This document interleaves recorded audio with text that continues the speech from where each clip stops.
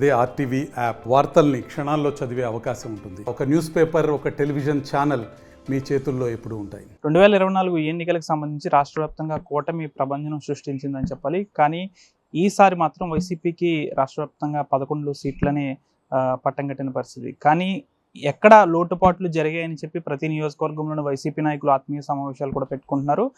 వచ్చేది అధికారంలోకి వచ్చేది మనమే అంటూ కూడా చెప్తున్నారు. కానీ పాలకొల్లు నియోజకవర్గంలో మాత్రం ఇందుకు భిన్నంగా ఉంది. పార్టీ క్యాడర్ మాత్రం 2 వర్గాలుగా విడిపోతుంది. అసలు పాలకొల్లు నియోజకవర్గ వైసీపీలో ఏం జరుగుతుంది? ప్రస్తుతం ఇదే విషయంపై మనతో మాట్లాడడానికి వైసీపీ సీనియర్ నాయకులు మాజీ డీసీఎంఎస్ చైర్మన్ ఎడ్ల తాతాజీ ఉన్నారు.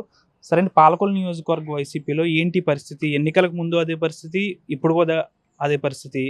పార్టీ 2 వర్గాలకు విడిపోయింది. ఏంటి, ఏమనుకోవాలి? Master minds, the pride of India. Inter, MPC, BiPC, MEC, CEC చదివిన విద్యార్థులకు సీఏ మరియు సిఎంఏ ఫౌండేషన్ కొరకు నూతన బ్యాచెస్ ప్రారంభం.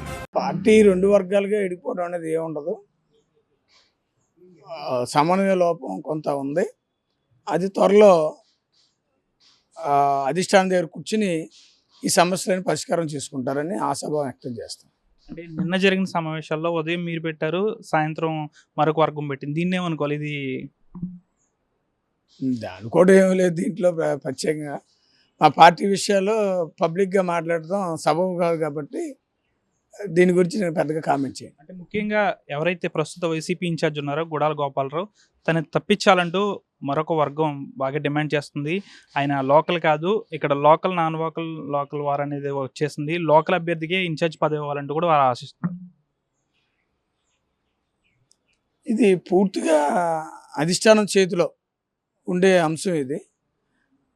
ఆ నిర్ణయం పార్టీ కోఆర్డినేటర్ గారు, మన 2 జిల్లాల కోఆర్డినేటర్ గారు మిథున్ రెడ్డి గారు, అలాగే జగన్మోహన్ రెడ్డి గారి దగ్గరికి విషయం వెళ్తే వారు ఏం చేయాలనేది వారు నిర్ణయం తీసుకుంటారు. దీని గురించి మేము మాట్లాడతాం అంత కరెక్ట్గా ఉంది. అంటే నియోజకవర్గంలో పార్టీ ఓటమిపై మీరు ఏమైనా బేరేజ్ చేసుకున్నారా? ఏంటి, ఎక్కడ లోటుపాట్లు వచ్చినాయి అనేది? అంటే ఎక్కడ లేనట్టుగా ఈ నియోజకవర్గంలోనే మీ చాలా మంది సీనియర్ నాయకులు ఉన్నారు కదా పాలకొల్లో, ఎందుకు ఈ విధంగా జరిగింది? ఇది మొత్తం టోటల్గానే రాష్ట్ర లెవెల్లోనే వేవ్ టీడీపీ కూటమి వైపు ఉంది. ఏంటంటే ఏదో చేసేస్తారు. ఎలాగో జగన్మోహన్ రెడ్డి గారు అమ్మఒడి ఇస్తున్నారు, డాక్టర్ మాఫీ చేశారు, విద్యా దీవెన వస్తుంది, విద్యా వసతి వస్తుంది, కాపు నేస్తం వస్తుంది, చేతితో డబ్బులు వస్తున్నాయి, రైతు భరోసా వస్తుంది, ఇలాగ నాడు నేడుతో స్కూల్ బాగు చేయించారు. వాటితో పాటు ఇవన్నీ మేము ఇస్తాము, మేమే ఆపమని చెప్పి చంద్రబాబు నాయుడు గారు చెప్తూ దాంతోపాటుగా జగన్మోహన్ రెడ్డి గారు అయితే సంక్షేమ పథకాలు ఉన్నాయో వాటితో పాటు గ్యాస్ బంటలు ఇస్తాం, ఇంట్లో అంతమందికి అమ్మఒడి ఇచ్చేస్తాం, లేకపోతే బస్సు ఫ్రీ ఇస్తామని చెప్పి 18 ఏళ్ళు తిట్టిన వాళ్ళకి అందరూ కూడా 1500 రూపాయలు ఇస్తామని చెప్పడం ప్రజలు నమ్మారు. జగన్మోహన్ రెడ్డి గారు ఇస్తున్న సంక్షేమ పథకాలతో పాటు అవి అదనంగా వస్తున్నాయి కదని చెప్పి నమ్మారు. తీరా చూస్తే ఈ రోజున పెన్షన్ ఇవ్వడానికే 7,000 కోట్లు అప్పు తేవడానికి కింద మీద పడిపోయాడు ఒక నెల రోజులకే. అంటే నెల రోజులు గడవక ముందే పరిస్థితి ఎంత దారుణంగా ఉందంటే, అప్పుడేమో జగన్మోహన్ రెడ్డి గారు సంక్షేమ పథకాలు ఇస్తున్నప్పుడేమో ఇది శ్రీలంక అయిపోద్ది అని చెప్పి అదే పని మీద మాట్లాడేవారు. వీళ్ళు ఎలక్షన్ వచ్చేటప్పటికి పవన్ కళ్యాణ్ కానీ చంద్రబాబు నాయుడు కానీ, పవన్ కళ్యాణ్ గారు డైరెక్ట్గా మేము జగన్మోహన్ రెడ్డి గారికైనా 10 రూపాయలు ఎక్స్ట్రా ఇద్దాం అనుకున్నాం తప్ప తక్కువ ఇవ్వాలని మేము అనుకుంటలేదు, 10 రూపాయలు ఎక్స్ట్రా ఇవ్వాలని చూస్తున్నామని చెప్పారు. అంటే వీళ్ళ మాటల్లోనే ఆ రోజేమో శ్రీలంక అయిపోద్ది అనే వ్యక్తులు అంతకన్నా మించి మేము సంక్షేమ పథకాలు చేస్తామని చెప్పి కలబోలు మాటలు చెప్పడం వల్ల ప్రజలు నమ్మారు. దానివల్ల ఈ కూటమికి విజయం వచ్చింది. పైగా ఇంకోటి అంటే ఓటమి గల కారణం అని చెప్పి అడుగుతున్నారు. ఓటమి గల కారణం ఏంటంటే, ఒక్క మనిషి మీదకి 3 పార్టీలు పోటీ చేస్తాయి, ఎటువంటి వాడైనా సరే ఓడిపోవటం ఖాయం.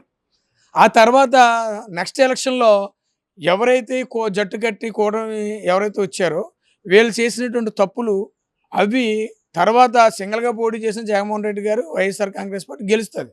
ఫస్ట్ చూశారు ఇలా కూటమి మేము అంత కాదు ఇంత కాదు అతిహత్య ఇచ్చేస్తామని నమ్మారు. ఒక వ్యక్తి బలవంతం అయినప్పుడు 10 మంది కలిసి రావడం అనేది సమాజంలో జరుగుతున్నటువంటి అంశం. అందులో భాగంగానే ఇవాళ జగన్మోహన్ రెడ్డి గారు చాలా బలవంతుడు కాబట్టి ఆయన్ని ఓడించాలని తెలుగుదేశం, జనసేన, బీజేపీ, కమ్యూనిస్ట్ పార్టీలు, అన్ని పార్టీలు, ఇంకా 4-5 పార్టీలు ఉంటే ఈ రాష్ట్రంలో అన్ని పార్టీలు కలుపుకుని పోటీ చేద్దరు. అయినా కూడా 3 పార్టీలు పోటీ చేసి దండెత్తినా కూడా జగన్మోహన్ రెడ్డి గారికి వైఎస్ఆర్ కాంగ్రెస్ పార్టీకి 40% ఓట్లు పడ్డాయి. ఇది మామూలు విషయం కాదు. 3 పార్టీలకి వస్తే 40% వచ్చింది. అది వాళ్ళ ఇప్పుడు వీళ్ళ గెలుపుని చాలా మేము పెద్ద ఏదో గొప్ప వాళ్ళు అనుకుంటున్నారు. మగాళ్ళు అయితే సింగల్గా పోటీ చేస్తే జగన్మోహన్ రెడ్డి గారు ముందు డిపాజిట్లు ఉండే ఎవరికి, జనసేన కానీ, టీడీపీ కానీ, బీజేపీకి కానీ. కానీ లేదంటే ముగ్గురు కలిసి పోటీ చేసి మాకన్నా మగాళ్ళు లేరని చెప్పుకున్నారు. మగతనం అంటే అది కాదు. మగతనం అంటే సింగల్గా పోటీ చేయాలా, చేస్తే వైఎస్ఆర్ కాంగ్రెస్ పార్టీ జగన్మోహన్ రెడ్డి లేదా చంద్రబాబు నాయుడు, జగన్మోహన్ రెడ్డి పవన, జగన్మోహన్ రెడ్డి బీజేపీ అంటే తేలిపోద్ది. అంతే తప్ప ముగ్గురు కలిసి 3 ఓట్లు కలుపుకుని అదేదో అది గొప్ప విజయంగా భావిస్తున్నారు. ఇది కేవలం వాపులు తప్ప బల్బు మాత్రం కాదని విషయం గ్రహించాలి. పాలకొల్లు నియోజకవర్గంలో ఇదే జరిగింది అనుకోవచ్చా? మొత్తం రాష్ట్ర లెవెల్లో అన్నీ కూడా ఇదే రకంగా జరిగింది. ఇక్కడే కాదు, మీరు ఎగ్జాంపుల్ చూడండి. రాజకీయాల్లో ఒక్క పని చేయలేడు, ఏమీ చేయని వ్యక్తులు వైజాగ్ అక్కడ కొన్ని చోట్ల 90,000 మెజార్టీ వచ్చేసింది. ఏమీ చేయని వ్యక్తులు, కొత్త వ్యక్తి, సమాజంలో ఒక మనిషి కూడా సహాయం చేయని వ్యక్తికి 90,000 ఓట్లు వచ్చేసాయి. ఇక్కడ రామానాయుడు గారు నేను అంత కాదు ఇంత కాదు అని చెప్తాడు, అతనికి 67,000 ఓట్లు వచ్చినాయి. అంటే అతను కన్నా రామానాయుడు తక్కువ, లేకపోతే ఇతనికి విలువ లేదా? ఒకసారి ఆలోచన చేసుకోవాలి. ఇది ఏమీ ఉండదండి. పాలకొల్లో బేరీ చేసుకుంటే రామానాయుడికి నిజంగా వాళ్ళని బట్టి, కొత్తగా వచ్చిన వ్యక్తిని బట్టి చూస్తే 90,000 పెట్టి చూస్తే ఇతనికి 0 కింద లెక్క నా దృష్టిలో. ఎంపీసీ బైపీసీ విద్యార్థులకి ఒక వరం CA కోర్సులు. CA చదివే విద్యార్థుల్లో 40% మంది ఎంపీసీ మరియు బైపీసీ విద్యార్థులే. Master minds. మీ నియోజకవర్గంలో కార్యకర్తలు కాస్త మనోధైర్యాన్ని కోల్పోతున్నారు. మాకు రక్షణ లేకుండా పోయింది, రక్షణ కల్పించాల్సిన ఇన్ఛార్జ్ దూరంగా వెళ్ళిపోయాడు, మా కార్యకర్తలకు బలం ఏంటి, ఎలా అయితే చాలా కష్టం, పార్టీకి రాజీనామా చేసేస్తామని కొందరు కార్యకర్తలు అయితే వాపోతున్నారు. అది మరి నా దృష్టిలోకి అయితే ఎవరు రాలేదు. నా దగ్గరికి వచ్చి ఎవరన్నా అడిగితే నేను సలహా చెప్పేవాడిని. ఏమన్నా సమస్యలు ఏమైనా ఉంటే ఖచ్చితంగా నాకు ఫోన్ చేయండి, అదే 12 అయినా సరే మీకు సపోర్ట్గాను ఉంటామని చెప్పడం. అంటే నియోజకవర్గ ఇన్ఛార్జ్ మార్చాలంటున్నారు, రేసులో ఎడ్ల తాతయ్య ఉన్నారనుకోవచ్చా? నేను రేసుల్లో ఉంటాలో లేకపోతే అందులో ఉంటాలో ఇందులో ఉంటాలో ఉండవు. అధిష్టానం ఏం చెప్తే అది చేయటమే నాకున్న కర్తవ్యం తప్ప నేను రేసులోకి వెళ్ళాలి అని అనుకుంటే నేను డైరెక్ట్గా వెళ్ళి సీఎం గారిని అడుగుతాను. అదే మాజీ ముఖ్యమంత్రి గారు, ఈ రాష్ట్ర అధ్యక్షులు, వైఎస్ఆర్ కాంగ్రెస్ అధ్యక్షులు, ఆయన్ని అడుగుతాను. రేసులో ఉంటాలో దానికోసం వాళ్ళని బతిమాలటాలు అనేది ఉండదు. చివరిగా ఈ వర్గ విభేదాలకి పుల్ స్టాప్ పడే అవకాశం ఉందా, లేకపోతే ఇదే విధంగా కొనసాగుతుంది నియోజకవర్గంలో? వర్గ విభేదాలు అంటూ ఏం ఉండవండి. ఇప్పుడు ఆల్రెడీ వాళ్ళు ఒక అంశాలు లేవనెత్తారు, మాకు లోకల్గా కావాలి అని. అది అధిష్టానం చూసుకుంటుంది. అది ఎవరిని పెట్టాలి ఏంటి, ఒకవేళ ఈయన్నే కొనసాగించాలా లేకపోతే ఎవరినైనా లోకల్లో ఎవరినైనా పెట్టాలనేది అధిష్టానం నిర్ణయం తీసుకుంటారు.